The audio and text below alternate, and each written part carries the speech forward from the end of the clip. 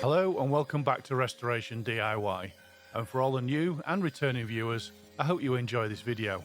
This time I'll be making a lidded bowl using the offcuts from previous projects, cast into 3 colour epoxy resin. So without further ado, let's get into it.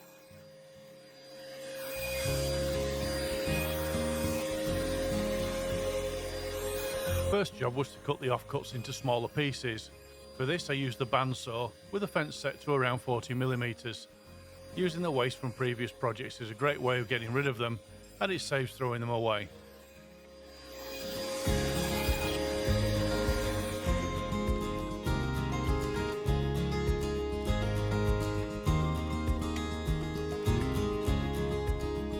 With all the offcuts done, I waxed the inside of the casting bucket to aid the release of the cured blank, then I could begin arranging the offcuts.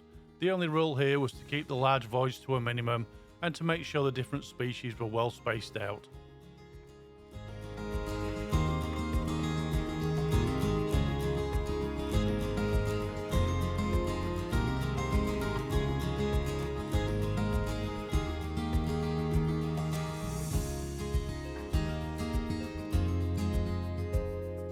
Next I mixed the epoxy resin. For this project I used 4 batches, each one mixed at a 2:1 ratio. I won't show all 4 from start to finish, but each batch has 150 grams of part B to 300 grams of part A, and before mixing I added the colourant.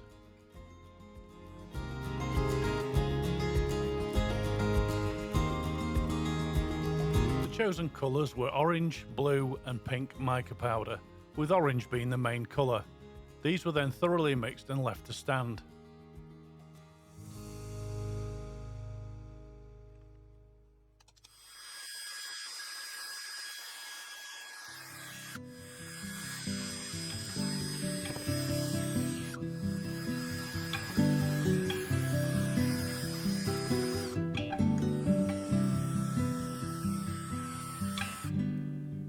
I pre-cured the epoxy resin so I'd get better colour separation in the finished piece. To monitor this, I used a laser thermometer. The first temperature reading gave me a baseline temp of around 14 degrees. To aid the curing process, I have a heater running in the background, which raised the workshop ambient temperature to around 17 degrees. I took the readings in degrees Celsius at 15-minute intervals. The first batch to be mixed heated up quicker than the rest, and the total time I let them stand was around 45 minutes. The second reading was 42 degrees, the third was 79 degrees, and the fourth and last was 89 degrees.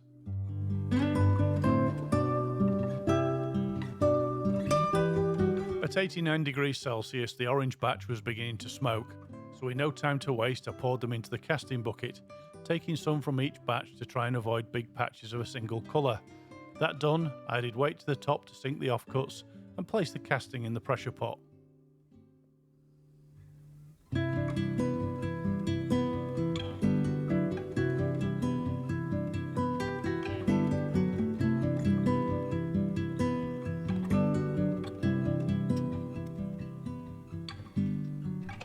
With the lid screwed down, I added 50 to 55 psi and left it to cure.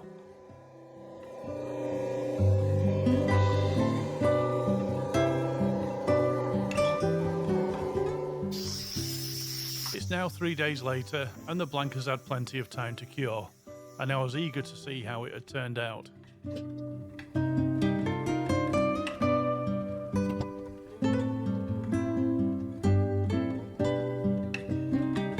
With the blank freed from the casting bucket, first impressions were very good.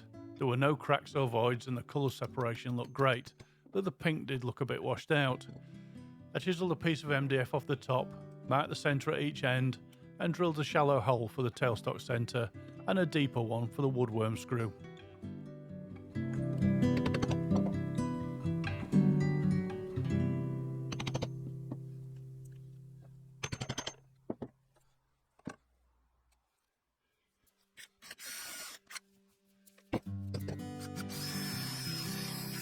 Holes drilled, I fixed the blank to the lathe with a woodworm screw, using the tailstock for the all-important additional support.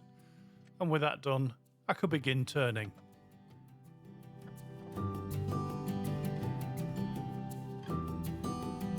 The plank was well balanced, so I set the speed to around 1000 RPM. Using the Easy Wood Tools full-size finisher, I set to getting the blank to round. I have a negative rate cutter fitted. This more or less eliminates all of the chipping and shattering, and makes easy work of cutting streams of resin off the workpiece.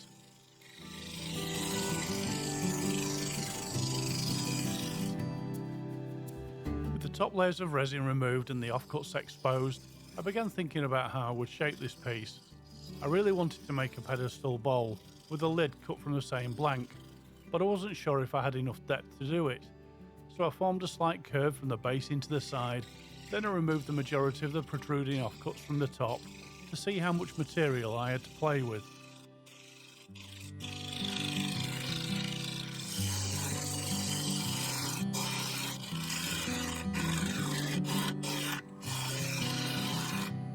You can't really see from this angle, but most of the offcuts have been removed from the top. So with that done, I went back to shaping the base. Still unsure about the final design, I removed more material, forming a bigger curve to explore a more simple shape.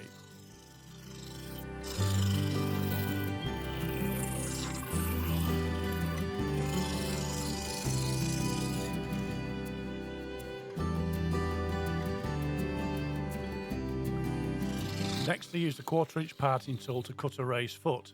This would also form the base of a pedestal if I decided to do one. I then realised the voids around the top needed to be cut away. This further reduced the height of the blank, making a pedestal less likely.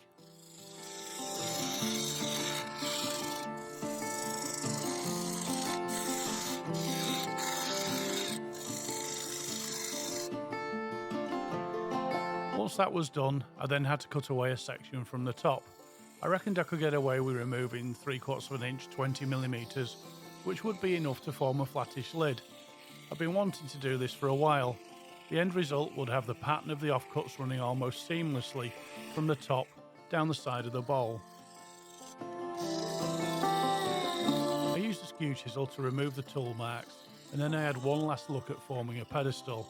I came to the conclusion that by the time the cutout was formed, there wouldn't be a lot left of the blank. So I stuck with the shape as it was. A good choice, as you'll see in a bit.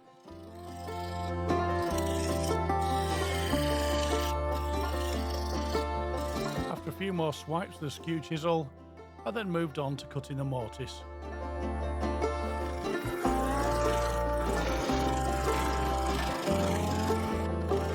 I used a 1/4" parting tool to define the outer edge of the recess, the dovetail cutter to cut the dovetail, and a 3/8 bowl gouge to clean away the inner material, leaving a small piece for tailstock support. Then I sanded from 80 to 3000 grit, and before applying the finish, I removed the last bit in the mortise and sanded that to a smooth surface.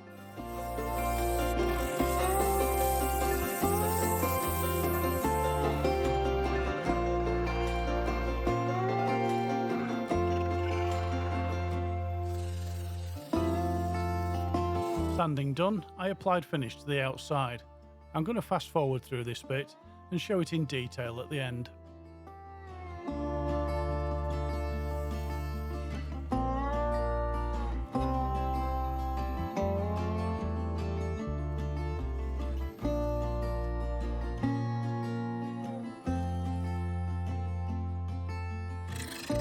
Finishing done, I turned the workpiece around and began removing what was left of the rough surface on the top of the lid section.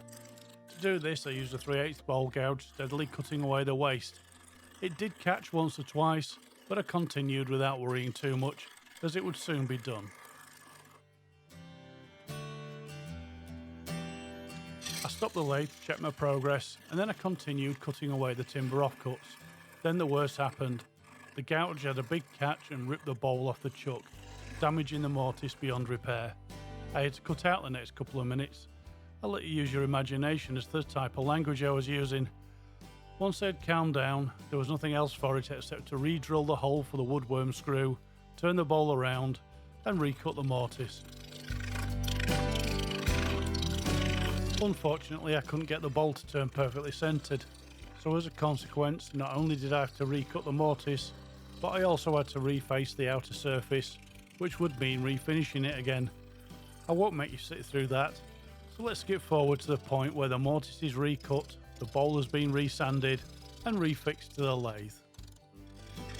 So it's around 1 hour later and we're back to where we were before the mishap, minus the finish. I'll leave that till later. I'm glad I didn't do a pedestal bowl, because if the same thing had happened, it could have very well snapped off the base, and that would have scrapped the project. Moving on, I completed removing the rough surface, first using a bowl gouge, then a final pass with a parting tool. After that, I finished cutting off the lid with the handsaw.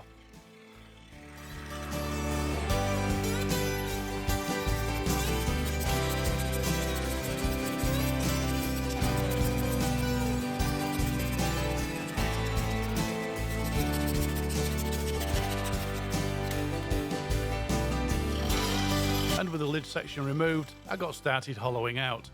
This was fairly straightforward. I started with a bowl gouge, but after realising I'd forgotten the tailstock, I stopped to put it in place, then continued removing material.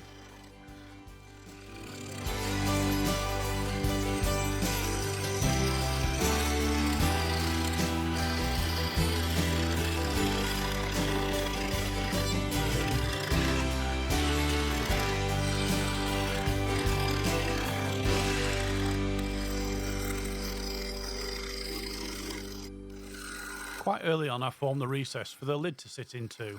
For this I used a 1/4 inch parting tool. I cut a level section for the outer part of the rim, then the recess, cut about 1/4 inch deep. After that I defined the inner edge, which made the wall thickness of around 1/2 inch.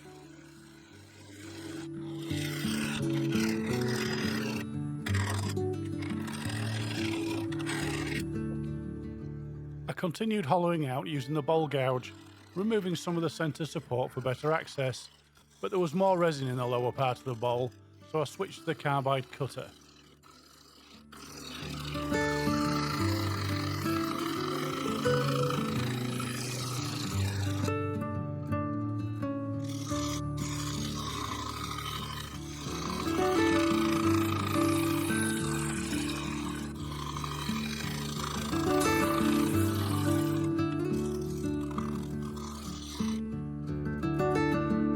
Using the carbide, I cut away material down to the desired depth, which left the base around 1/4 inch 6mm thick over the mortise.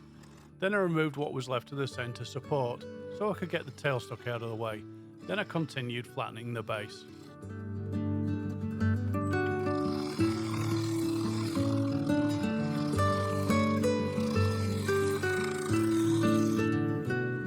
There was a lump of material in the base which I carefully removed with a bowl gouge, and with that done, I finished the inside surface, blending and fairing it into one sweeping curve.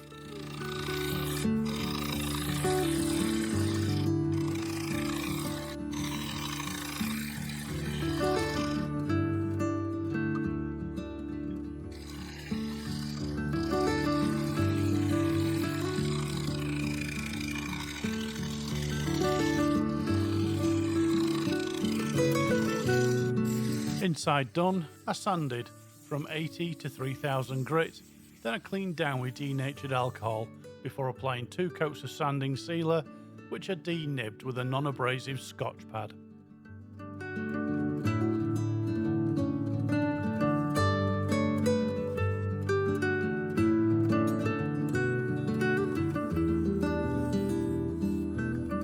Next up, Yorkshire grit, just a single coat.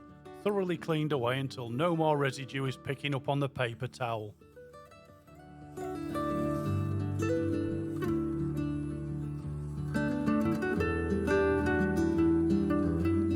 Then the resin polishing. First, Mercopolar Shine 10, a single application, cleaned away with more paper towel.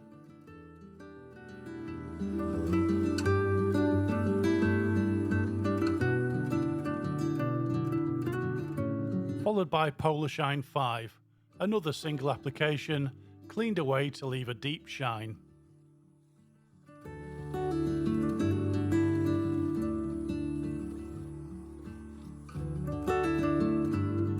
And finally, Hampshire Sheen Gloss Finishing Wax, 2 coats to seal and protect the surface.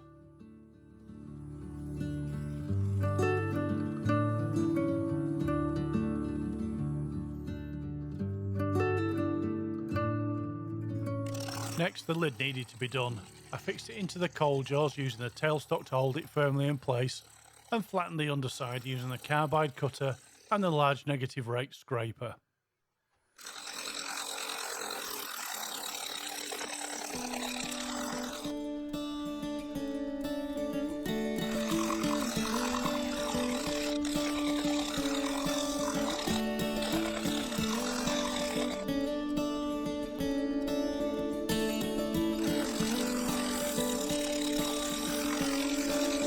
Then I sanded from 80 to 3000 grit, after which I cleaned down with denatured alcohol and applied the same finishing process as before.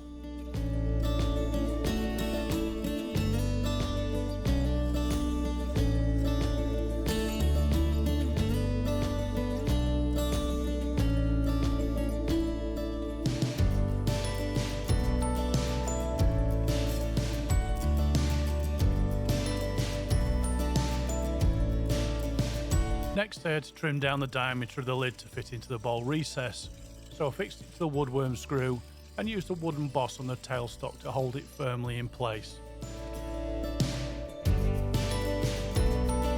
And after a couple of goes shear scraping the bowl gouge, it was done. Then I repaired a void with super glue, sanded the outer edge and applied a finish.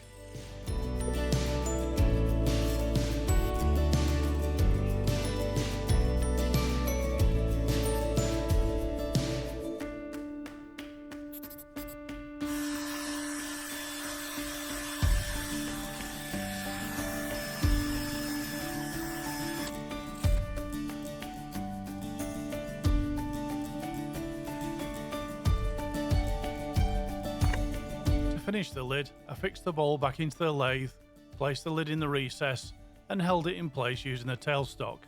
Then I could flatten the top using the carbide cutter and the skew chisel to level the surface with the bowl rim. Then I sanded from 80 to 3000 grit.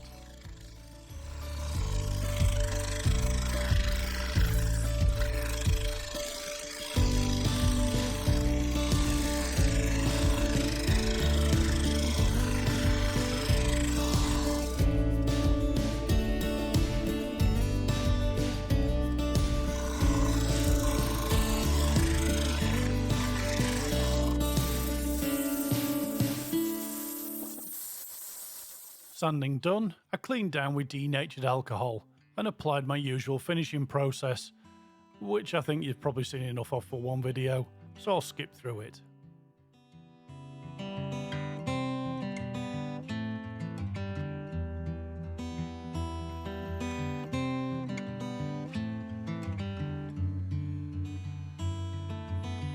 Looking good. And now the final piece, the knob for the lid. I made this from African blackwood. Using the spindle gouge, I fashioned a simple shape in keeping with the bowl. This was then sanded and I applied a wax finish.